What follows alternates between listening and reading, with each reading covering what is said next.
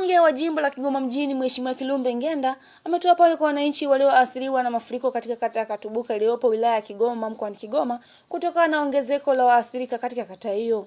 Pole hiyo ameitoa wakati alipofanya ziara yake ya kwenda kuzungumza na wananchi wa kata hiyo, ambapo ameeleza juhudi za serikali ya awamu ya 6 inayoongozwa na Dkt. Samia Suluhu Hassan kwa ajili ya kuhakikisha usalama wa raia juu ya mafuriko hayo. Ngenda amesema kuwa serikali imetoa kiasi cha fedha taslimu bilioni 4 kwa ajili ya kutoa maji katika kata hiyo ya Katubuka kwa lengo la kusaidia wananchi ili kuweza kurejea katika makazi yao yaliyokuwa yamejaa maji. Nilisimama hapa nikawaeleza na kwenda kupaza sauti kwa serikali ya Mama Samia ili kuona namna ambavyo tutapata msaada. Nilipaza sauti, nikaendelea kufuatilia mimi pamoja na viongozi wangu. Sasa misaada ya kibinadamu imekuja. Tena bahati mbaya inakuta tatizo limeongezeka. Ile takwimu tuliochukua ya wahanga, wengine wameingia kwa wahanga, wameingiliwa na maji, wakati ule tunachukua idadi hawakuwemo. Hasa nimekuja kuwaeleza hapa leo hii kwamba serikali ya Mama Samia Suluhu Hassan imesema haiwezi kushindwa na maji, na maji kuanzia Jumatatu ya kesho yanaanza kushughulikiwa. Serikali imetenga bilioni 4 tashughulike kwanza kuyatoa maji kuyapeleka Mungonya. Atakayefanya kazi hiyo ni kampuni ya Kichina inaitwa CRJE. Kwa upande wake, katibu wa CCM wilaya ya Kigoma Sadiki Kibwana amewashukuru wananchi wa kata ya Katubuka kwa ushirikiano walioonyesha kipindi hiki cha janga la mafuriko katika makazi yao, ambapo amewaomba kuendelea kufuata utaratibu pindi wanapokumbwa na tatizo lolote.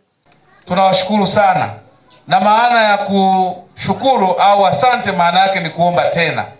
Sisi tuko pamoja na nyinyi na tutaendelea kuwa pamoja na nyinyi. Kikubwa tuendelee kushirikiana. Kama una jambo, ofisi zetu za Chama cha Mapinduzi ziko wazi, lakini ofisi ya mbunge ipo wazi. Pale serikalini tuna mkuu wa wilaya Chua anafanya kazi nzuri sana wakati wote. Kama una jambo usinungunike pembeni, njoo, tutazungumza, tutakusikiliza, tutatatua kero kwa wakati, lakini tuko pamoja sana na wananchi. Hata hivyo, mkuu wa wilaya ya Kigoma Dr. Rashidi Chua amesema serikali imetoa msaada wa kibinadamu kwa waathirika wa mafuriko, ambapo amesema serikali imetoa takribani tani 15 za mahindi, magodoro, ndoo, mikeka, pia tani 7 za maharage zinazotarajiwa kutolewa baada ya hera iliyotolewa budget itakapokamilika, ambapo amesema ni fedha taslimu milioni 18,700,000. Watu 254 wamepata misaada ya kibinadamu ambayo ni chakula. Tulitoa mahindi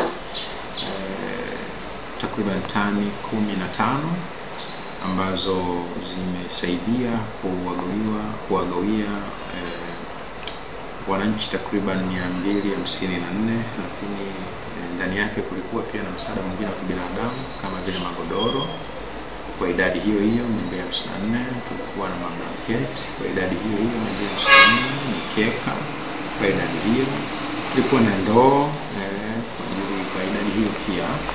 Lakini pia tunatarajia kuwagawia tani 7 za maharage ambazo zitafuata hivi punde baada ya kupata fedha zitakazoingia kwenye akaunti ya mkurugenzi ambazo zinaambatana na msaada huo, takriban shilingi milioni 18 na kitu.